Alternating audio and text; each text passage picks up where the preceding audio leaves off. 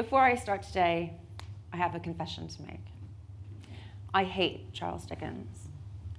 Erin, you might be saying, he was an amazing writer, he's one of our most amazing novelists, he's well known worldwide, and also the title of your presentation uses one of his book titles. I don't know if you've noticed. I have, but I've got one very simple reason for hating Charles Dickens. And that's because as a teenager, I realized my mother liked him. And anything that my mum liked when I was a teenager, I had to push back against and had to disavow. And unfortunately, I have to maintain that position for political reasons. So despite the fact that I'm using his title and I actually do quite like his work, I'm still going to maintain this. Charles Dickens wrote A Tale of Two Cities in 1859. And he was thinking about the French Revolution. He was looking at Paris and London. And in this book, he was giving us a cautionary tale. He was telling us to pay attention to poverty and inequality. And it was a warning about what happens if we don't pay attention to these things. There'll be blood in the streets, there'll be bloodshed, there will be revolution if we don't address this in England now. Before I continue, a quick little public service announcement. When I first arrived in London, my friend Tracy and I went out for a drink. We were trying to figure out the best place to go, and obviously we got off at Leicester Square. So the pain that you feel when you hear me say it like that is how I feel when people say Maryland instead of Maryland. So if you get one thing out of my talk today, it's at least it's Maryland. You can practice it if you need to in your head, not Maryland. Now, Maryland is right next to Washington, D.C. You can see Washington there, and you can see in the bit next to it, this is Maryland, and the bit that's highlighted is Prince George's County.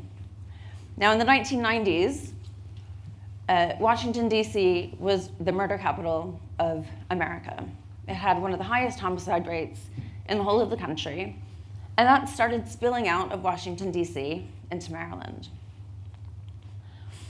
Laurel, where I lived at the top, was right on the border of Prince George's County and Howard County. Howard County was a relatively affluent county, whereas Prince George's County was not. My first elementary school was in Laurel, in South Laurel, in Prince George's County, and it was a wonderful school. My best friend, Neela, came from a Vietnamese migrant family. The people in my class came from every culture, creed, and religion, ethnicity that you could imagine. My teachers were African American. It was a brilliant school. But when I was in second grade, a child in the year above brought a knife to school and threatened a teacher. And this scared my mom. It scared her so much that she decided to pull me out of that school, move to a different county, and try and keep me safe. She had the ability to do that because we had the resources to be able to move from Prince George's County to Howard County. But not every parent had that ability. And I always wonder what happened to Neela. What happened to the other kids in the school who didn't have that choice, who weren't able to move? The school that I ended up going to, right on the border, was very white, very middle class. There was nobody African American. In my class, there were no African American teachers. There was no diversity at all, really, but it was a very safe space. My mom made that decision, and she was lucky to have that choice. Other parents weren't so lucky. You might recognize Washington, D.C. Anyone who's been there. It is a beautiful place, lots of monuments, statues, cherry blossoms in April. If you've been there, you probably recognize this, but you might not recognize this D.C. This is Southeast D.C. D.C. is 10 by 10 square miles, and this is what Southeast D.C. looks like. Most of you won't have visited Southeast D.C. You would have stayed in the nice bits. In the Northeast, the Northwest, you won't have been in Southeast unless you were lost or in trouble. This map here is Washington, D.C. The little square at the bottom is Ward 8. Ward 8 is where most of the homicides happen. It's where they happened in the 1990s, and it's where they continue to happen because it's the poorest part of D.C. It's where social inequality is at its widest. And something happened to me in high school that really brought to my attention how unequal the place that I lived was. Me and my prom date, John, had a little session from the police officer, came to our school, talked to us before prom, alerting us to the dangers of drink driving, making sure that we stayed safe on prom night, making sure that if we went into DC that we took precautions. And he told us at the very end that if we were going to go into DC to a nightclub, if we happened to get lost on the way home and we ended up in Southeast DC, don't stop for any reason. Don't stop at a red light. Don't stop at a stop sign. If a police officer pulls you over, put on your hazards and drive slowly until you're out of Southeast. Don't even stop if the police come behind you. And that's because it's one of the most dangerous places in the world. And the concern was that if we ended up in that space, we could die or something terrible could happen. And that stuck with me. Didn't really mean that much in terms of my day-to-day life until I moved to London. So moved to London, figured out that Leicester Square was actually Leicester Square, and then started making fun of other people who got it wrong, because that's what you do. Went to rooftop bars, and because the cocktails were really expensive, I got the night bus home, because taxi at that point was unaffordable. Anyone who's been on a night bus will know that it's a great equalizer. Everyone has been on a night bus in London at some point and felt terrified or and you've been in fits of laughter. The night bus brings out all kinds of emotions. But when I got the night bus home, I lived in Camden for a while, and then I lived in Brixton. I was able to make a choice about where I got out. And there were places that you didn't get off. In Brixton, you knew there were estates that you didn't walk across. You walked around, find a way around, but you would never go through it, certainly not in the daytime, and definitely not at night. Camden, the same thing, pretty much any part of London. And we all know in the places where we live, places close to here, that there are just certain areas that you avoid. And we have the ability to make that choice. We can avoid them. But being a criminologist has alerted me to some pretty terrifying places in London, places that I would have avoided, places that I would never have gone. The young people that I've spoken to and the other vulnerable groups, sex workers, homeless populations, victims of domestic violence, a lot of the people that I've interviewed and that I've done research with live in the places that we choose not to go to, but they don't have a choice. The young men in gangs are some of the people that we are told to be scared of, right? We're scared for our kids. We make decisions for our kids because we want them to be safe. I want my son to be safe, and I have the choice about where I live, where he goes to school, who he's friends with, and I'm lucky to have that choice. Not everyone does. I want you to close your eyes for a minute.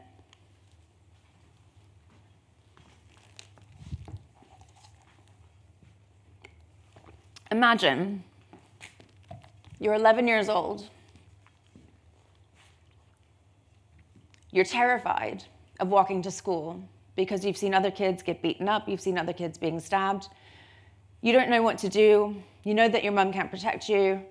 So instead of doing something that maybe my son would do, you take a knife from your mother's drawer in the kitchen and you put it in your sock and you take it with you to school just so that you feel safe.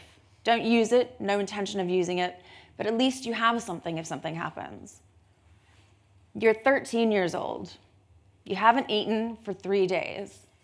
Your mum has been to the food bank.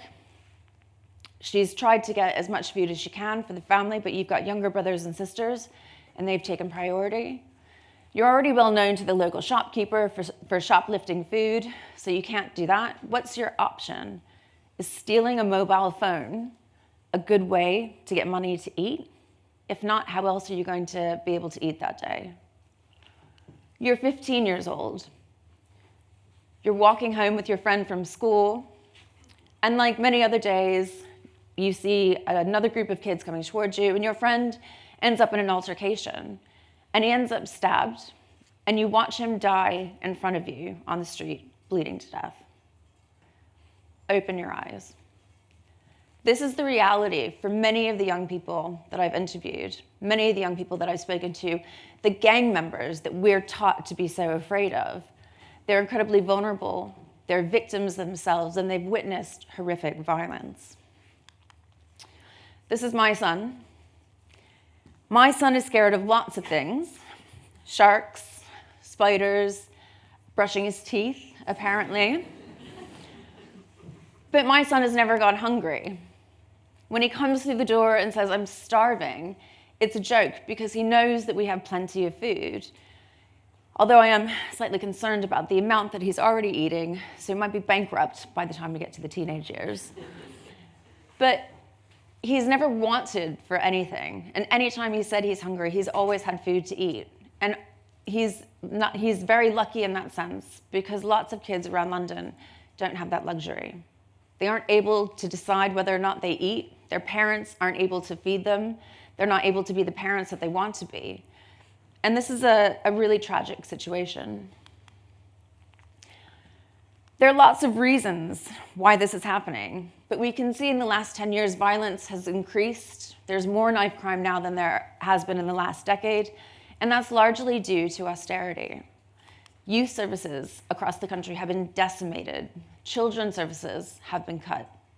Food banks are now the most popular place for some people to get their food, and use of food banks has grown exponentially. Mental health has been cut. We know all of the places that have been cut, and it leaves people incredibly vulnerable. If we don't tackle this issue head on and really deal with the root cause, then violence isn't going to decrease. And there are no simple answers. People often say, well, what about stop and search? If we just did more stop and search, we could get knives off the street. But we know that stop and search doesn't work.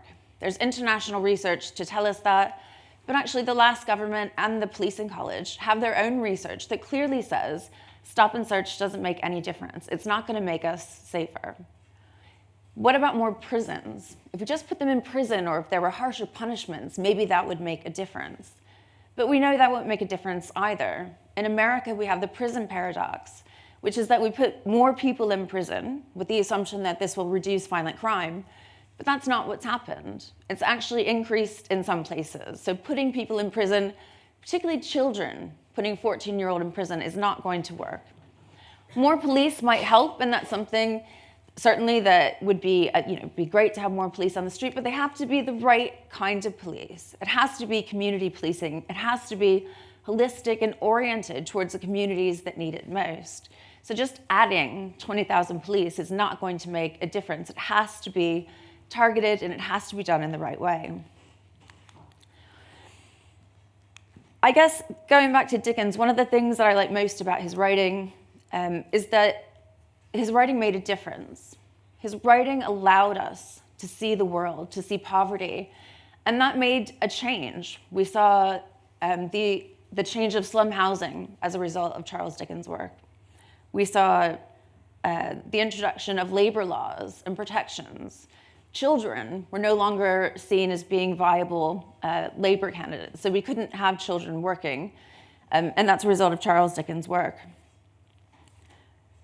Charles Dickens also, in A Tale of Two Cities, was trying to make a plea for us as a society to make changes. He wasn't asking us to make individual changes to keep our children safe or to make the world safer for us as individuals, but to make everyone safe. And if we want to keep our children safe, we can't make individual choices. We need to make these much wider choices, because if we want to keep our children safe, we have to keep all children safe, and that's the best way to do it. Thank you.